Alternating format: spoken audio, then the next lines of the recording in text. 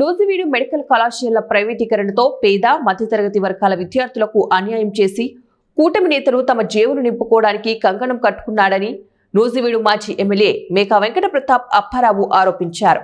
నూజివీడు పట్టణం నడిబొడ్డున చిన్న గాంధీ బొమ్మ సెంటర్లో కోటి సంతకాల సేకరణ ప్రజా ఉద్యమ కార్యక్రమాలు బుధవారం నిర్వహించారు.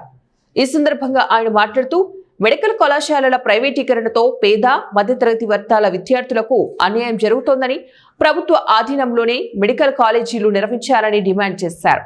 తమ హయాంలో నూజివీడులో అనేక విద్యా సంస్థలను స్థాపించామని, ప్రభుత్వ హాస్పిటల్స్ ని 300 పడకల హాస్పిటల్ గా అభివృద్ధి చేశామన్నారు.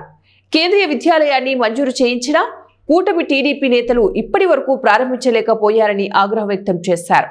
నూజివీడు అభివృద్ధి పట్ల టీడీపీ నేతలకు చిత్తశుద్ధి లేదన్నారు.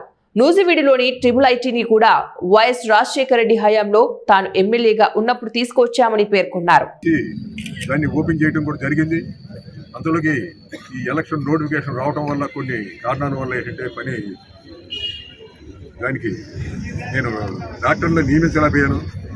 కానీ ఏంటంటే ఈ కూటమి ప్రభుత్వం మరి నియమించదా డాక్టర్లు అనేది ఒకటి.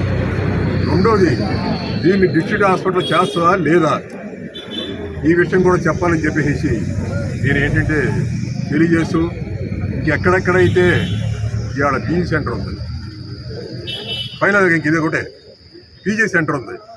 పీజీ సెంటర్లో నేను రూములు చాలట్లేదని కొత్త కోర్సులు తేవాలని 40 క్లాస్ రూములతో పెద్ద బిల్డింగ్ కడితే దాన్ని ఓపెన్ చేసేవాడు.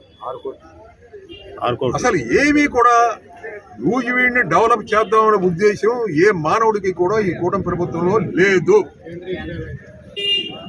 కేంద్రీయ విద్యాలయం ఇప్పుడు దాకా ఆపారు. ఇప్పుడు దాకా ఆపింది ఎవరో? కూటమి ప్రభుత్వం, టీడీపీ వాళ్ళే ఆపారు అని చెప్పేసి నేను మీ అందరు కూడా